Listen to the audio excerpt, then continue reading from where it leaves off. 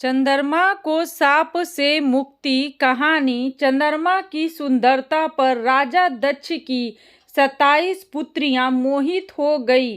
वे सभी चंद्रमा से विवाह करना चाहती थी। दक्ष ने समझाया, सगी बहनों का एक ही पति होने से दाम्पत्य जीवन में बाधा आएगी, लेकिन चंद्रमा के प्रेम में पागल दक्ष पुत्रियां जिद पर अड़ी रहीं। अश्विनी सबसे बड़ी थी। उसने कहा कि पिताजी, हम आपस में मेल जोल से मित्रवत रहेंगे, आपको शिकायत नहीं मिलेगी।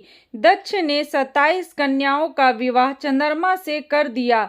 विवाह से चंद्रमा और उनकी पत्नियां दोनों बहुत प्रसन्न थे, लेकिन ये खुशी ज्यादा दिनों तक नहीं रही। जल्द ही चंद्रमा 27 बहनों में से एक रोहिणी पर ज्यादा मोहित हो गए और अन्य पत्नियों की उपेक्षा करने लगे।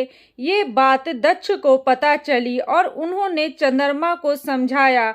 कुछ दिनों तक तो चंद्रमा ठीक रहे, लेकिन जल्द ही वापस रोहिणी पर उनकी आसक्ति पहले से भी ज्यादा तेज हो गई। अन्य पुत्रियों के विलाप से दुखी दक्ष ने फिर चंद्रमा से बात की, लेकिन उन्होंने इसे अपना निजी मामला बताकर दक्ष का अपमान कर दिया। दक्ष प्रजापति थे, कोई देवता भी उनका अनादर नहीं करता था। क्रोधित होकर उन्होंने चंद्रमा को शाप दिया कि तुम 6 रोग के मरीज हो जाओ।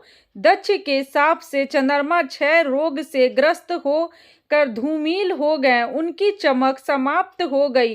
पृथ्वी की गति बिगड़ने लगी। परेशान ऋषि मुनि और देवता भगवान ब्रह्मा की शरण में गए। ब्रह्मा दक्ष के पिता थे, लेकिन दक्ष के शाप को समाप्त कर पाना उनके वश में नहीं था। उन्होंने देवताओं को शिव जी की शरण में जाने का सुझाव दिया। ब्राह्मण ने कहा, चंद्रदेव भगवान शिव को तप से प्रसन्न करे। दक्ष पर उनकी अलावा किसी का वश नहीं चल सकता। ब्रह्मा की सलाह पर चंद्रमा ने शिवलिंग बनाकर घोर तप आरंभ किया। महादेव प्रसन्न हुए और चंद्रमा से वरदान मांगने को कहा। चंद्रमा ने शिव जी से अपने सभी पापों के लिए क्षमा मांगते हुए 6 रोग से मुक्ति का वरदान मांगा। भगवान शिव ने कहा कि तुम्हें जिसने शाप दिया है वह कोई साधारण व्यक्ति नहीं है।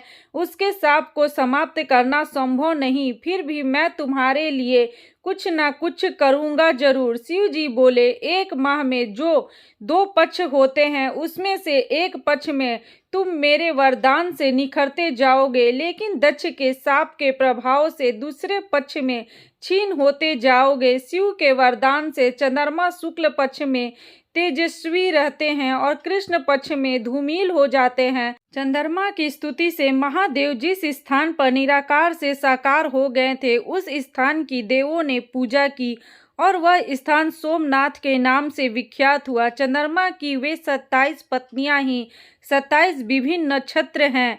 शिव पुराण कथा। तो दोस्तों, अगर आप लोगों को मेरी ये कहानी अच्छी लगी हो तो इसे लाइक, सब्सक्राइब, शेयर करें। Okay, bye, thank you.